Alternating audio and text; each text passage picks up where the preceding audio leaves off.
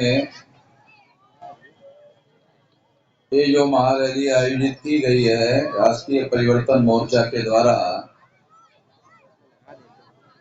राष्ट्रीय परिवर्तन मोर्चा ये नया शब्द है, इसके बारे में आपको कांग्रेस की कोई सरकार बनाना संभव नहीं है। इसलिए कांग्रेस ने यूपीए बनाया, यूनाइटेड प्रोग्रेसिव अलायंस। हम लोगों ने जो इस देश के एससी, एसटी, ओबीसी और माइनॉरिटी के लोग हैं, जिनकी संख्या 85% है,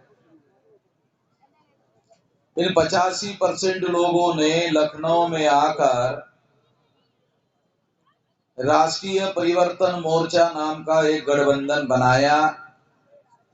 बनाते वक्त ये 18 दल के लोग थे, फिर कुछ दिन के बाद ये 31 हो गए और अभी ये 41 दल हो गए हैं, जिसमें जिला लेवल के कुछ दल है, कमिश्नरी लेवल के कुछ, 2-3 कमिश्नरी के, कुछ प्रांतीय स्तर के दल है।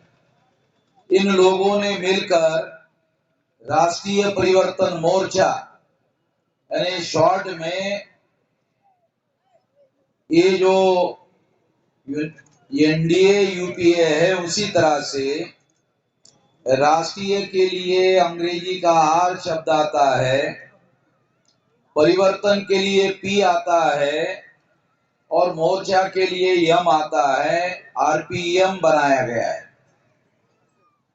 तो ये आरपीएम भी एक बड़ा गठबंधन है और चूंकि इसका नाम राष्ट्रीय परिवर्तन मोर्चा है, तो ये सारे देश भर में 2024 तक जो लोकसभा का चुनाव होने जा रहा है, उसमें 100-200 दल इकट्ठा हो जाएंगे सारे देश भर से, हम लोग कर लेंगे।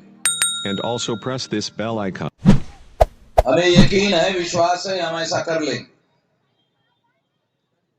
यकीन और विश्वास की एक बहुत बड़ी वजह यह है कि आज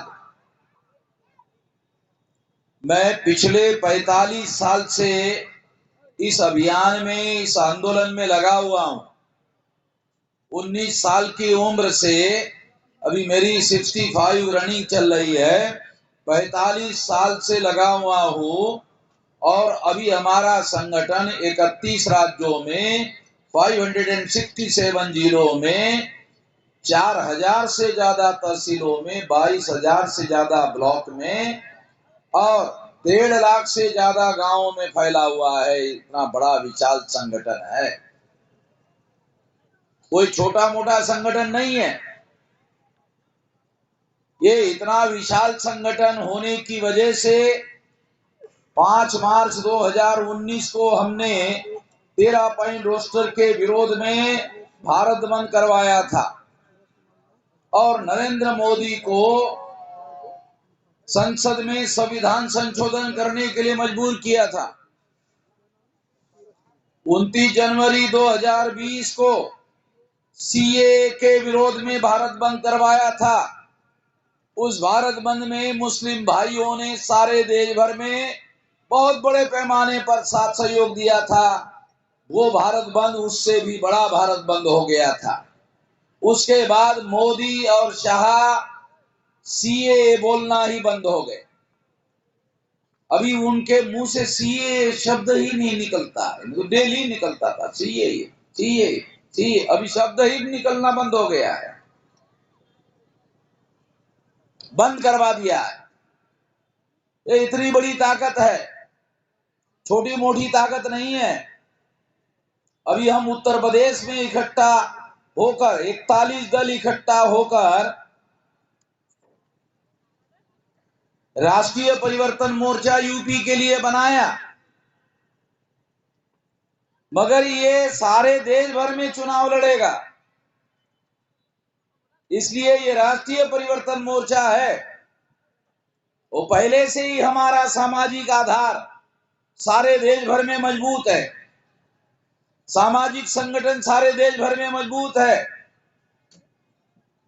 जैसे आरएसएस का सामाजिक आधार सारे देश भर में मजबूत होने की वजह से बीजेपी की सेंट्रल में सरकार आई, हमारा सामाजिक आधार सामाजिक संगठन के आधार पर मजबूत है, तो ये तय मान लिया हम लोगों ने कि सेंटर में हमारी भी सरकार आने वाली है।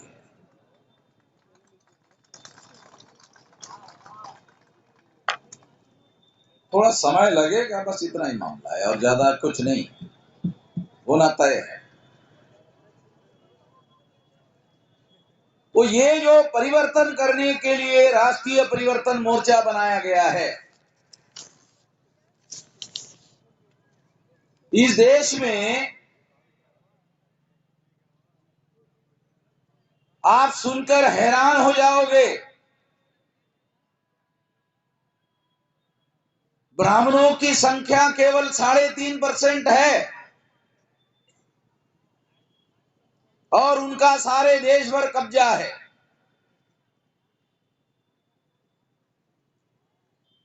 उन लोगों के द्वारा कब्जा किया गया है। यदि इस देश में ईमानदारी से चुनाव करवाए जाते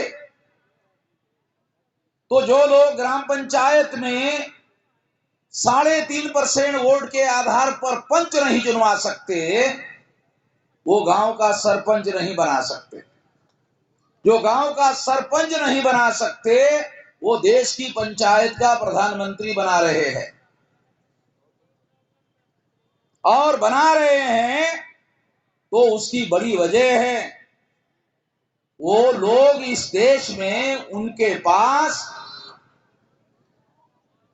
नोट है, उनके पास नोट है, और नोट भी सफेद नहीं है, काला है। नोट भी सफेद नहीं है, काला है। 2019 का चुनाव हुआ और 19 के चुनाव में 2019 के चुनाव में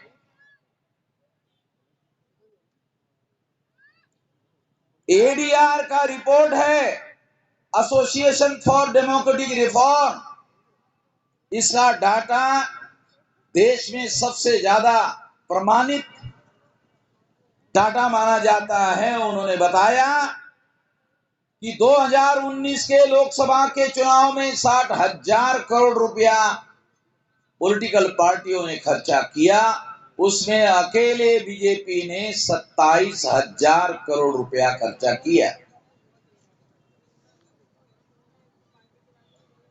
बीजेपी ने 303 सीटें जीती। अगर आप हिसाब बनाओ तो एक लोकसभा की सीट जीतने के लिए बीजेपी ने 900 करोड़ रुपया खर्चा किया। 900 करोड़ रुपया। क्या नरेंद्र मोदी के घर में नोट छापने का कारखाना है क्या? उनके घर में कोई रिजर्व बैंक है नोट छापने का कारखाना है? कहां से आ गई ये पैसा? ये सारा का सारा पैसा काला धन है। ये सारा का सारा काला धन है, सफेद नहीं है, काला धन है। ये धन्ना सेठों का धन है और ये धन लेकर, काला धन लेकर, ये लोग जिनके देश में वोट ज्यादा है उनके वोटों को खरीदते हैं नोटों के द्वारा, काले नोटों के द्वारा, और अपनी सरकार बनाते हैं। काला पैसा इस्तेमाल करते हुए अपनी सरकार बनाते हैं। जो लोग काले धन के आधार पर सरकार बनाते हैं वो लोग गरीबों का कल्याण कभी नहीं कर सकते, गरीबों का भला कभी नहीं कर सकते। उनके पास काला धन है, इस वजह से वो ऐसा करते हैं। हमारे पास काला तो छोड़ो, सफेद नहीं है, मगर हमारे पास एक धन है। कौन सा धन है हमारे पास? हमारे पास है जन धन। हमारे पास है जनधन, हम डेली मंडलीय रैलियां कर रहे हैं। हमारे पास कोई काला धन नहीं है, हमारे पास सफेद भी नहीं है, मगर हमारे पास जनधन है, लोग हैं, और इसलिए सारे उत्तर प्रदेश में बड़ी बड़ी रैलियां हम लोग कर रहे हैं। लोग हमें वोट देने का वादा भी कर रहे हैं और लोग हमें नोट देने का भी वादा कर रहे हैं, और थोड़ी देर में आप देखेंगे स्टेज पे आके नोट भी देंगे। और मैं जब वो नोट लेता हूं तो उसका वीडियो बनाकर लेता हूं। क्यों? सफेद है, डरने की क्या जरूरत? जो काला धन होता है वो साला नीचे से लेता है, और हम जो है फोटो निकाल कर लेते हैं, क्योंकि ये सफेद है। सफेद क्यों है? क्योंकि ये हमारे पसीने से कमाया हुआ धन है, ये हरामी का धन नहीं है, हरामखोरी करके कमाया हुआ धन नहीं है, इसलिए ये सफेद है, जिसमें हमारा खून और पसीना लगा हुआ है। साथियों, ये बात उन लोगों को मैं समझाने का प्रयास कर रहा हूं कि हम लोगों के इस देश में ज्यादा वोट है, मगर सरकारें नोट वालों की बन रही है, काले धन वाले लोगों की बन रही है, और इस वजह से वो लोग कामयाब हो रहे हैं। उसको रोकना जरूरी है। ये रोकने के लिए कोई एक पार्टी अगर कहे, जैसे उत्तर प्रदेश में समाजवादी पार्टी के लोगों को लगता है कि वो अकेले ही सरकार बना लेंगे और बीजेपी को परास्त कर लेंगे, सपने हैं, ऐसा होने वाला नहीं है। मैं 90 से उत्तर प्रदेश में हूं, महाराष्ट्र का रहने वाला हूं।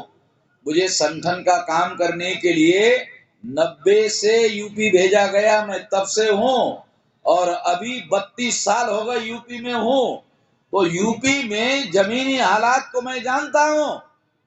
इसके आधार पर बता रहा हूं कि बीजेपी को परास्त करने के लिए इस देश में, इस प्रदेश में महागठबंधन बनाना होगा। अकेले समाजवादी बीजेपी को परास्त कर लेंगे, मैं तो कागज पर लिख रहा हूं, कागज पर भी परास्त नहीं हो रहा है, जमीन पर कहां से होगा? समाजवादी पार्टी कागज पर भी परास्त करने में कामयाब नहीं है। मैं गिनती कर रहा हूं आंकड़ों की, तो मिल नहीं रहा आंकड़ा। कागज पर भी समाजवादी पार्टी बीजेपी को परास्त करने में कामयाब नहीं होती हुए दिख रही है। कामयाब तभी होंगे जब महागठबंधन बनाया जाएगा। महागठबंधन बनाने से ही बीजेपी को परास्त करना संभव है, और इसलिए हम लोग गठबंधन बनाने में लगे हुए हैं।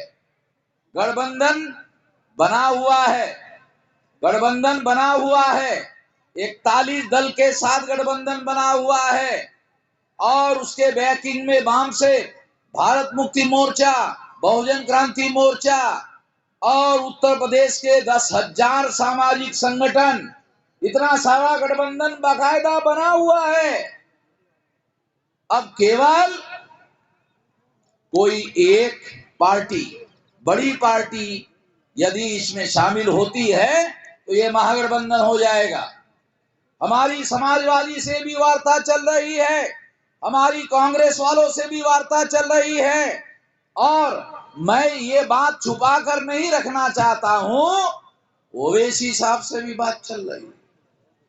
जिसका पहले हो जाएगा पहले डिक्लेयर करते हैं, जिसका हो जाएगा, क्योंकि बीजेपी को, देश को बचाने के लिए परास्त करना उत्तर प्रदेश में जरूरी है। अगर सेमीफाइनल में अगर उत्तर प्रदेश में बीजेपी को परास्त नहीं किया गया तो 2024 में बीजेपी को परास्त करना संभव नहीं होगा। ये सेमीफाइनल है, ये सेमीफाइनल में पहले हराना होगा तो भी 2024 में हराना संभव होगा। इसलिए साथियों, महागठबंधन बनाने की जरूरत है और हम महागठबंधन बनाएंगे और बीजेपी को परास्त करेंगे। हर हालत में, हर स्थिति में, हर परिस्थिति में बीजेपी को परास्त करेंगे। इस बात के लिए हम लोग लगे हुए हैं, पूरी ताकत से लगे हुए हैं। साथियों, इस देश में जो लोग उत्तर प्रदेश में और सेंटर में सरकार चला रहे हैं, वो लोग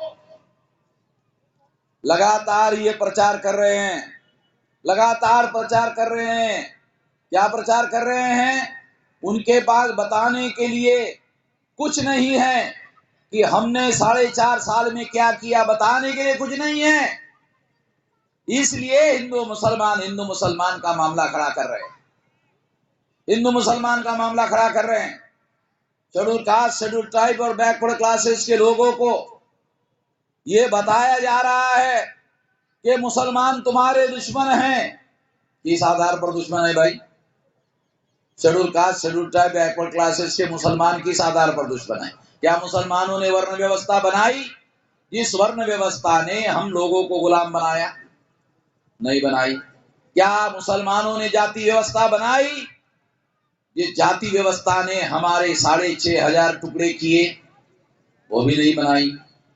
क्या मुसलमानों ने अस्पृश्यता बनाई? नहीं बनाई। क्या मुसलमानों ने ये जो शूद्रत्व है वो ओबीसी पर थोपा, पिछड़े वर्ग पर थोपा? क्या ये काम वर्ण व्यवस्था में हम लोगों ने किया या मुसलमानों ने किया? नहीं।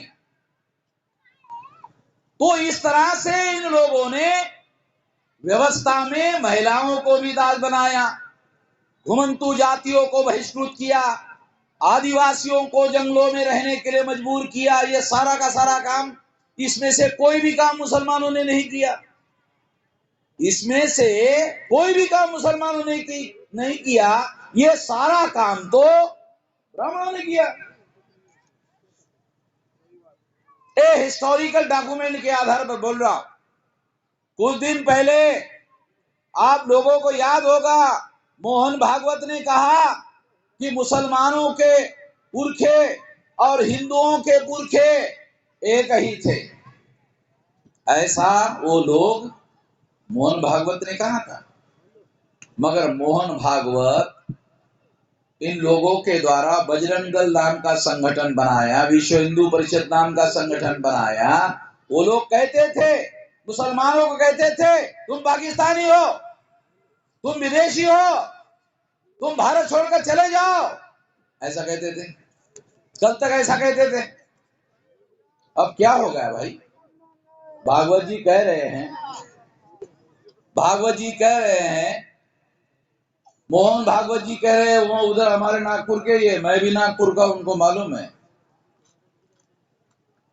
भीमा कोरेगांव में हमारे पुरखों ने 28,000 पेशवा ब्राह्मणों को परास्त किया था। मैं उस खानदान का हूं, उनको मालूम है। वामन मेश्राम नाम सुनते ही मालूम हो जाता है, अरे तो इधर का ही है, नाम सुनते ही मालूम हो जाता है। काल्पनिक बातें नहीं कह रहा हूं, इस आधार पर ये बता रहा हूं, ये सारे डॉक्यूमेंट के आधार पर बता रहा हूं, सबूतों के आधार पर बता रहा हूं, और सबूत मैं आपको देना चाहता हूं। वो सबूत क्या है? वो कहते हैं कि तुम्हारे बाप दादा पुरखे और हमारे हिंदुओं के पुरखे एक थे। गलत कह रहे हैं। मैं आपको बताना चाहता हूं, ईसा पूर्व 185 को इस देश में सम्राट बृहदत्त मौर्य का राज था। और कहां तक था जानते हो? अफगानिस्तान तक। भारत का नक्शा देख लो, अभी भी नक्शा देख लो, अभी भी अवेलेबल है, उत्तर प्रदेश में अवेलेबल है, पढ़ लो, देख लो। मौर्यकालीन भारत, तो मौर्यकालीन भारत की सीमा अफगानिस्तान भारत में ही था, ब्रह्मदेश भारत में ही था, देख लो। और अफगानिस्तान तक रहने वाले लोग भारतीय थे। हिस्टोरिकल बोल रहा हूं, इतिहास बोल रहा हूं। और तब उन लोगों ने सम्राट गुरुदत्त मौर्य की हत्या की, वो भी धोखाधड़ी करके, आमने सामने लड़ाई करके नहीं मारा, धोखाधड़ी करके। सम्राट गुरुदत्त मौर्य अल्पवयीन थे, धोखाधड़ी से मारा। और फिर पटना से भागकर फैजाबाद आया और फैजाबाद के 7 किलोमीटर अंतर पर अयोध्या नाम की राजधानी बसाई। पुष्यमित्र शुंग के राजधानी का नाम अयोध्या था।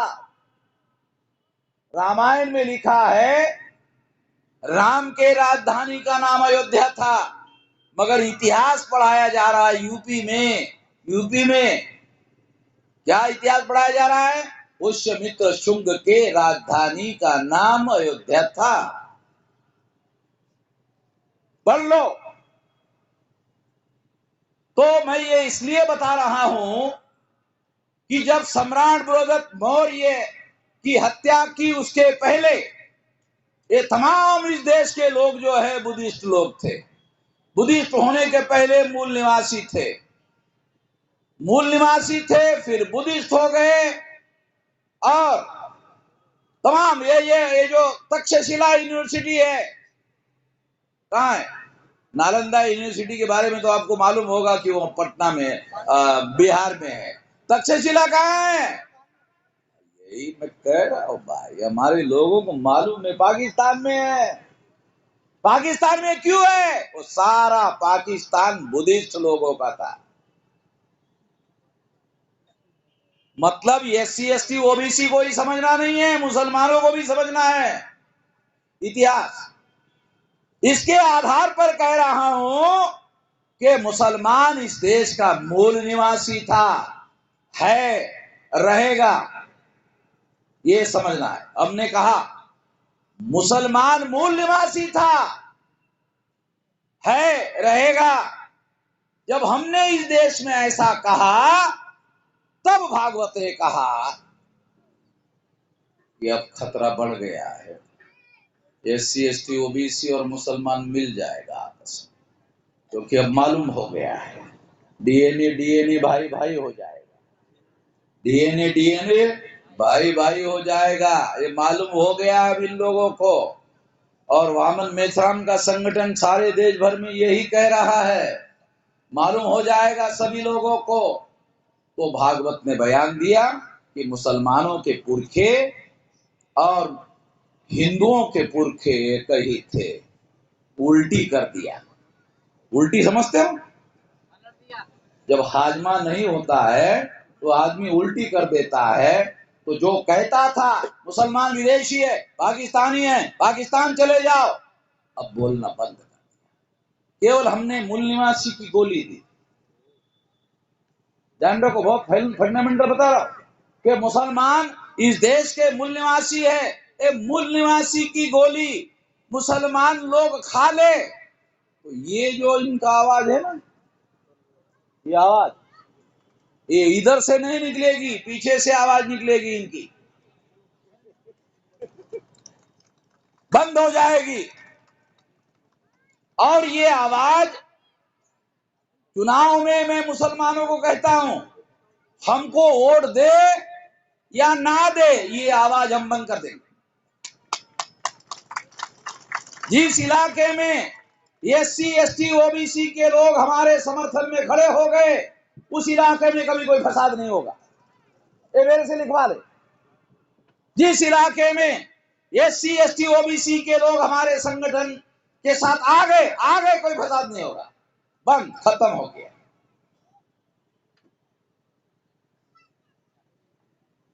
कोई पुलिस की जरूरत नहीं, कोई रैपिड एक्शन फोर्स की जरूरत नहीं, पैरामिलिट्री फोर्स की जरूरत नहीं, कोई मिलिट्री की जरूरत नहीं। हमारे लोग अगर हमारे संगठन के दायरे में आ गए, कोई फसाद नहीं होगा। ये तो गुमराह करके हमारे लोगों को मुसलमानों के खिलाफ में इस्तेमाल करते हैं। अब इनका रास्ता, अब हम लोगों ने केवल जागृति फैलानी है, और ये जागृति फैलाने का अभियान राष्ट्रीय स्तर पर चल रहा है।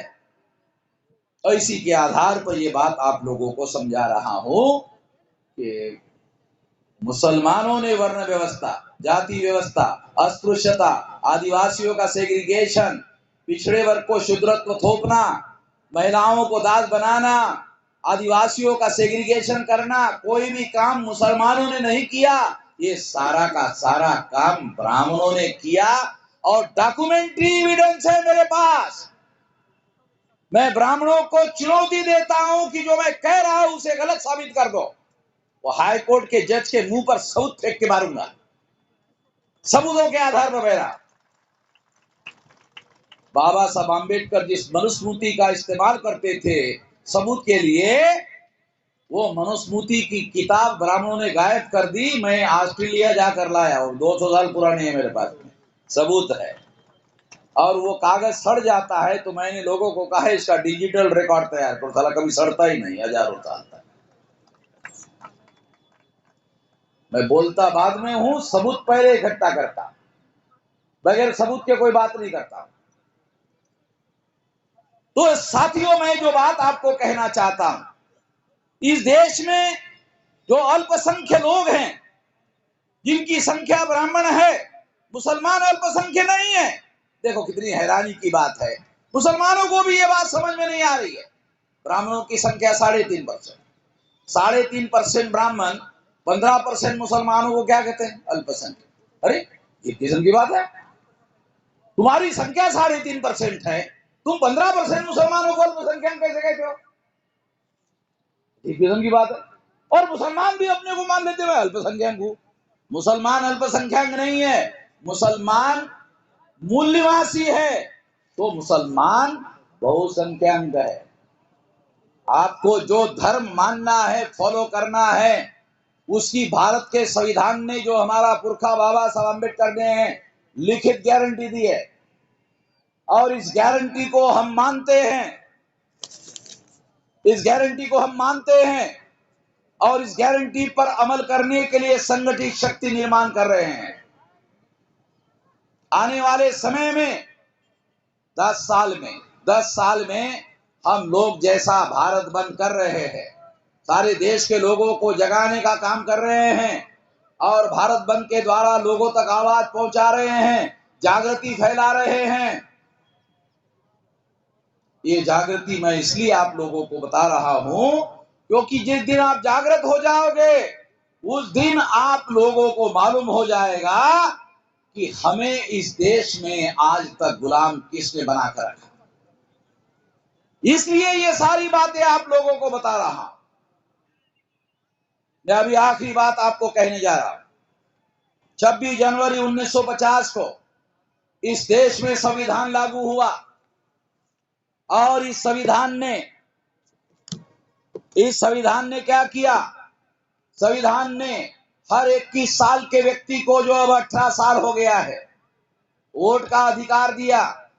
हमारे लोग ऐसा मानते हैं वोट का अधिकार वोट देने का अधिकार है, गलत बात है। वोट का अधिकार वोट देने का अधिकार नहीं है।